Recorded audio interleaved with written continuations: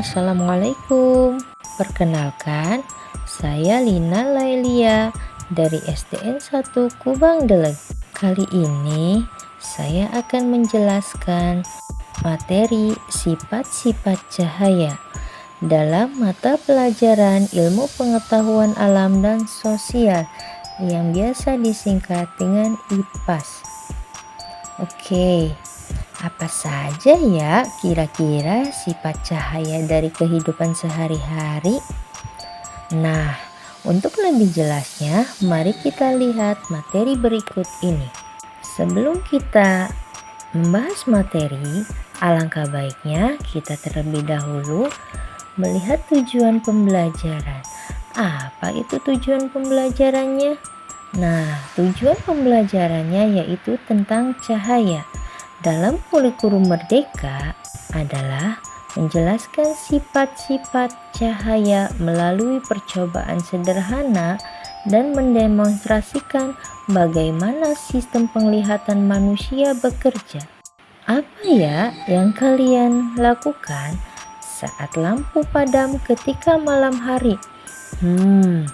Mungkin sebagian dari kalian akan menyalakan lilin, dan ada pula yang menyalakan senter.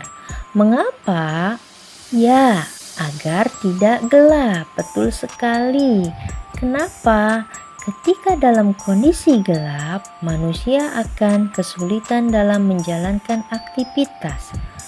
Hal tersebut membuktikan bahwa manusia memerlukan cahaya.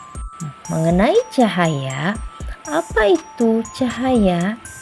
Cahaya adalah sinar atau terang yang berasal dari sesuatu yang bersinar, seperti matahari dan lampu.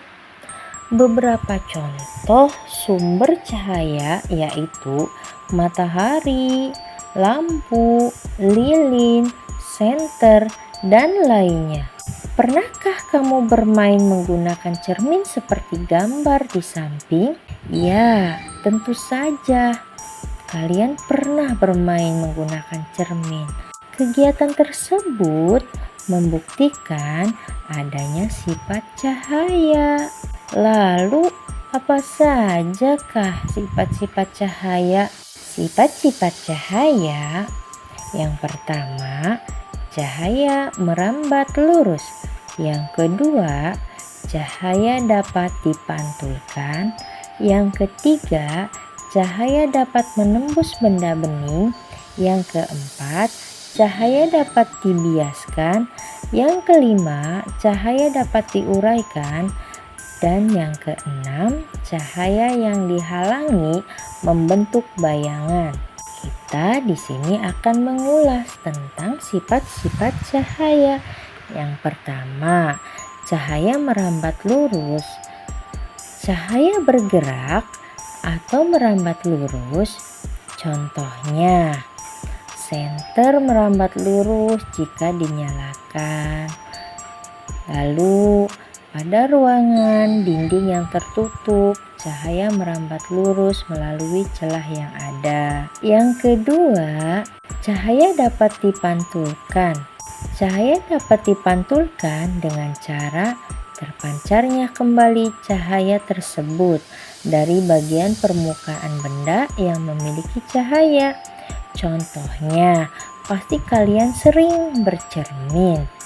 Yang kedua, cahaya dari senter yang mengenai cermin akan dipantulkan.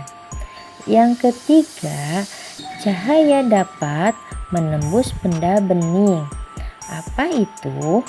Cahaya dapat menembus benda bening seperti kaca atau benda transparan lainnya. Contohnya, di samping ada gambar cahaya matahari menembus kaca sehingga rumah menjadi terang. Selanjutnya, cahaya dapat dibiaskan.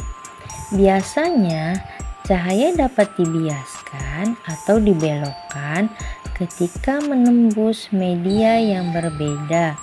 Misalnya, ketika cahaya dari udara menembus ke air, maka maka cahaya akan dibiaskan atau dibelokkan. Pensil yang dicelupkan ke dalam air, maka akan terlihat seolah-olah pensilnya putus. Dan yang kedua, kolam renang yang di dalam akan terlihat dangkal. Selanjutnya, cahaya dapat diuraikan. Sifat cahaya dapat diuraikan melalui bentuk pemisahan. Cahaya putih menjadi cahaya dengan warna-warna yang berbeda.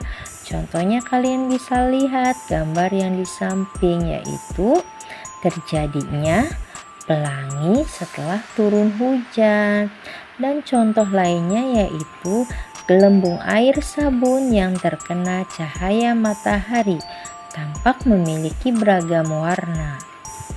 Nah, dan yang terakhir, cahaya yang dihalangi membentuk bayangan. Cahaya yang melalui benda buram akan menciptakan area gelap pada sisi objek yang jauh dari sumber cahaya. Contohnya, cahaya merambat lurus dan tidak dapat berbelok.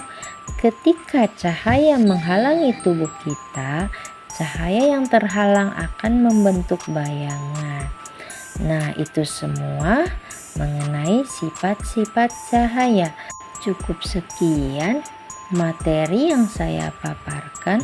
Semoga materi yang saya paparkan bisa diterima dengan baik dan menjadi ilmu yang bermanfaat untuk kalian. Terima kasih.